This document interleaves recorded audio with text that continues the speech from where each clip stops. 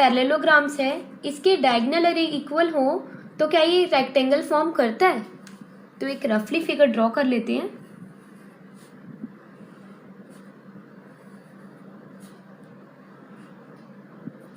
और इसको नाम दे देते हैं A B then C then D.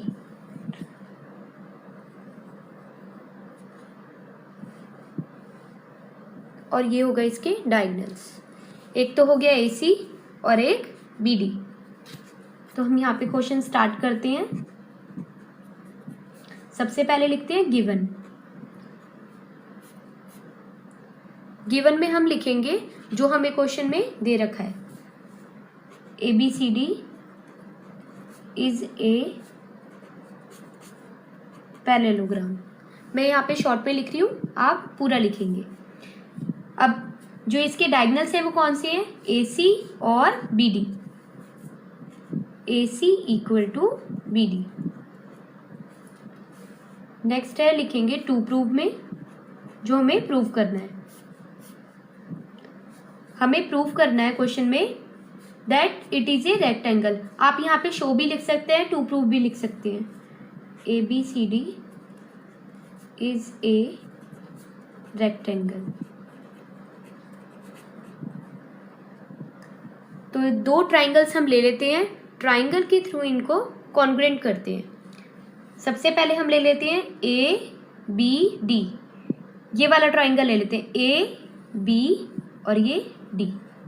हम लिखेंगे यहाँ पर, हम लिखेंगे इन ट्राइंगल, प्रूफ स्टार्ट करते हैं। In triangle A B D and एक तो हमने ले लिया ए बी डी और दूसरा हम ले लेंगे यहाँ पर बी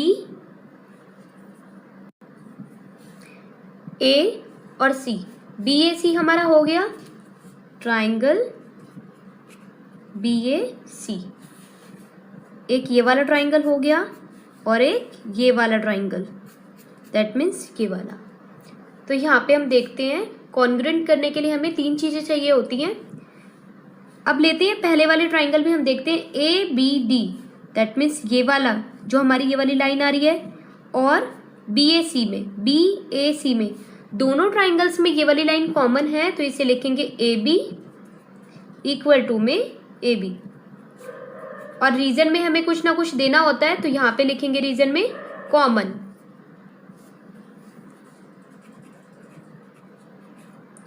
नेक्स्ट है हमारे पास ए बी डी में जो ये ए डी लाइन है वो बी सी के क्या है? इक्वल है। क्यों? क्योंकि ये क्या है? साइड है, अपोजिट साइड्स हैं किसकी? पैरेललोग्राम्स की। हमें यहाँ पे पैरेललोग्राम दे रखा है और ये क्या हो गई? पैरेललोग्राम की अपोजिट साइड हो गई।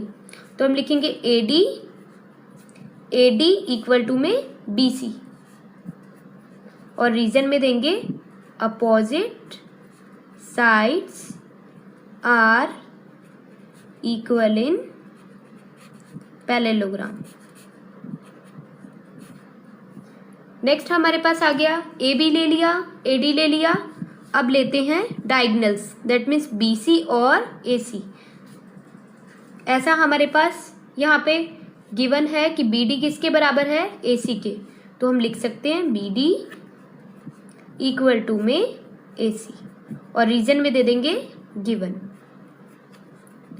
कोई भी ट्राइंगल को कॉन्ग्रुएंट करने के लिए हमारे पास तीन चीज़ें चाहिए होती हैं और हमारे पास side side side.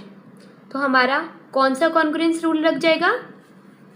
Triangle A B D congruent to triangle B A C by S S S congruency rule.